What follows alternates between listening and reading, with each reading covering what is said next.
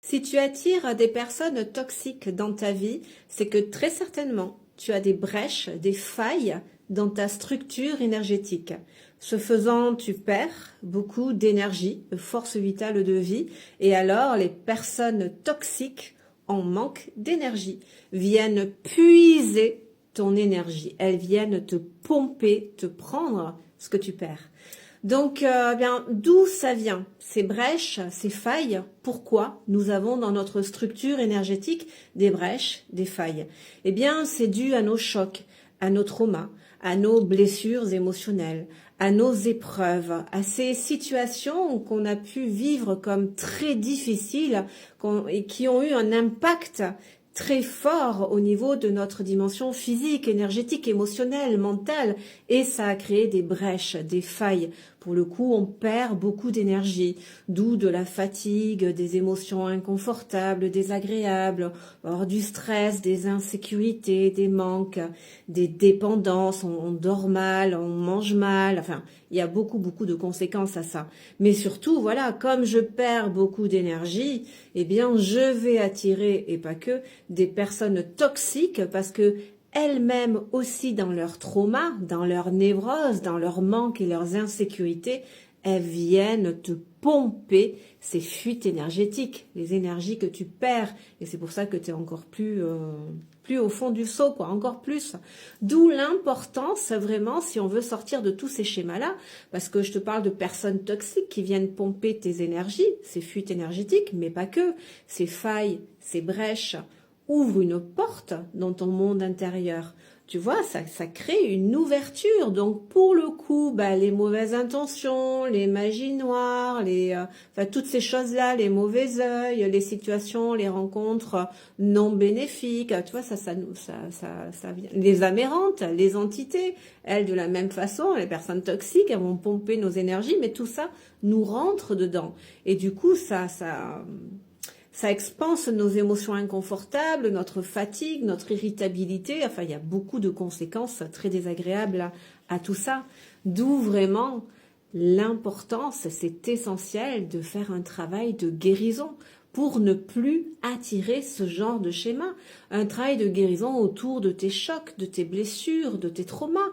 D'où l'importance vraiment, va voir un psychologue envers lequel tu as confiance pour pouvoir vraiment avoir ces temps de parole où tu vas pouvoir te reconnecter à beaucoup d'émotions refoulées qui créent des tensions en toi. Tu sais, avec nos blessures, on contient. Donc, on a plein de pression dans le corps. Une émotion, c'est une énergie en tension. Elle a absolument besoin d'être libérée, sinon ça crée une multitude de tensions. On a plein de pressions. On a des pressions dans le corps. Et on finit en dépression, tu vois. Donc d'où l'importance d'avoir des temps de parole où tu peux revenir sur tes chocs, sur tes blessures, pour tes traumas aussi, bien sûr, pour pouvoir déjà diluer tout ça. Sortir ça de toi, évacuer ces tensions. Puis en plus, un psy, voilà, il va pouvoir t'apporter son regard professionnel, des prises de conscience, des clés pour pouvoir modifier certaines choses. Donc ça, c'est vraiment super important. Après, en conscience aussi, là, dans ton quotidien, dans ta pratique, c'est très important aussi que tu arrêtes de t'imposer des situations injustes. Sinon, tous les jours là, tu es en flagrant délit d'abandon de toi-même, de trahison de toi-même, de rejet de toi-même. Donc, tant que possible, pratique cette authenticité. Ne contiens plus. Apprends à dire avec bienveillance ce que tu ressens réellement. Apprendre à dire non, à mettre des stops, des limites. Apprends à être présent pour toi-même, pour répondre à tes centres d'intérêt, tes activités, enfin tu vois, des passions, ou en tout cas ce qui peut avoir du sens pour toi, tu vois. Et déjà de par ce travail-là, tu vas vite te rendre compte que ça va générer quand même du mieux-être à l'intérieur de toi. Et puis jour après jour, de mieux en mieux, tu vois. Et puis tu vas te rendre compte que ça s'harmonise même autour de toi, au niveau des situations, des relations, ça devient de plus en plus positif. Et peut-être que malgré même toutes les bonnes intentions que tu mets dans ce travail de guérison émotionnelle, peut-être que tu vas te rendre compte que malgré tout, persistent des freins, des blocages. Malgré tous les efforts que je fais, ça reste compliqué dans le domaine sentimental. ou dans le domaine financier, le rapport à l'argent, ou dans le domaine familial, ou dans le domaine professionnel, enfin, peu importe. Eh bien là, si malgré effectivement toutes ces démarches que tu as pu mettre en place et que tu te rends compte qu'il peut encore subsister un blocage dans un certain domaine, c'est que là, très certainement, opère des mémoires transgénérationnelles. Donc ça, c'est super bien aussi d'aller visiter un petit peu voilà, la lignée familiale, hein, les papis, les mamies, les ancêtres. Hein, peut-être qu'effectivement, là, il y a des choses qui se transmettent de génération en génération.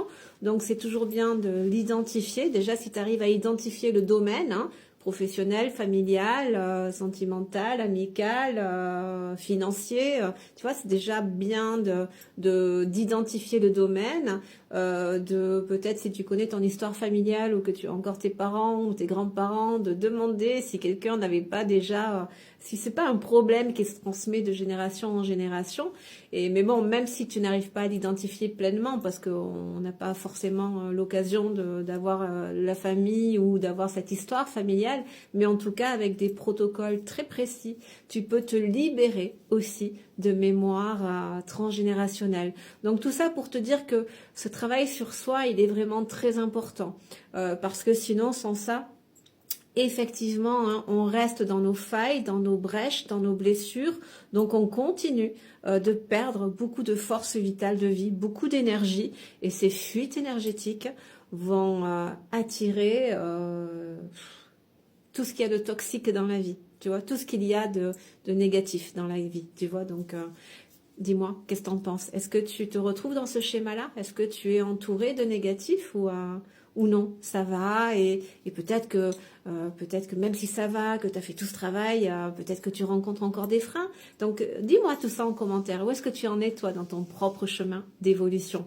Et puis abonne-toi surtout.